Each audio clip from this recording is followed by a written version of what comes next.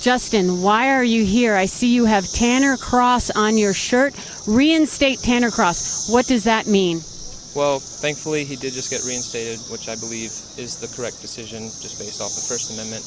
But really, we're more just here to support our freedom of speech and freedom of religion. And Tanner was just simply expressing, and I believe in a loving and very respectful way, that it's just a violation of his own moral convictions to with the pronouns. And so I think it was just a violation that then they tried to silence him. And I don't think anyone should be doing that. I think we should all respect each other's opinions, even if you may not agree. If you and I have a differing opinion, I will totally listen intently and try to understand, because then we'll be more unified as a whole. So that's why I'm here. Freedom of speech, freedom of religion. Tell me what happened to Tanner, and who is Tanner? So Tanner is an elementary PE school teacher at, I believe, Leesburg Elementary School. And at the school board, I believe it was 2, maybe 3 weeks ago, something like that. You guys can fact check that later. He spoke out saying that he was not in support of calling an elementary school student, if it's a boy biologically, and the boy wants to be called a she. He said that it's against his own moral convictions to do that. And so I believe that he has a right to that. And I don't think he was trying to be disrespectful at all. He was just trying to say it's just a violation of my personal beliefs, and you would be forcing me to violate my own personal beliefs. And so I think that's, a good summary. So it was a child who asked him to call him a her? That was the proposal. That would be an example of the proposal for the policy. Yeah.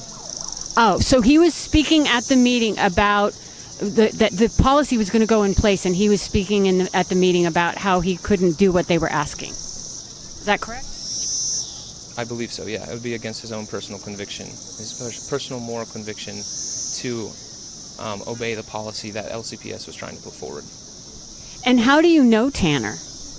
I do not know him personally, but I just support and I agree with the idea that we should all be able to enact our own spiritual and moral beliefs, and we shouldn't infringe upon others. And even more so, he was in a public hearing where the school board was asking for feedback, and he gave them feedback, and because it didn't align with their agenda, he was then silenced for it. And I don't think that's right, and I think that's a violation of the First Amendment. So I can just resonate with him, and that's why I'm here. You're a very thoughtful young man. How old are you? Take a guess. I'm 24. 24? I graduated Parkview in 2015. So how did you hear about this? I heard about it just, I guess, through friends and the media, and my mom also just informed me. So just a bunch of different people.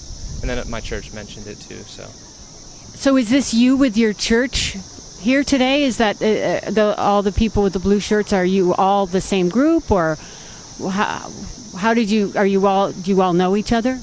A lot of us do, but this is just something we put together. It's completely independent of any church.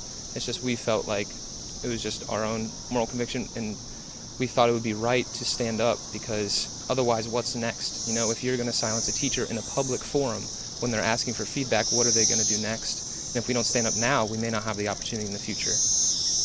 Thank you so much. Can you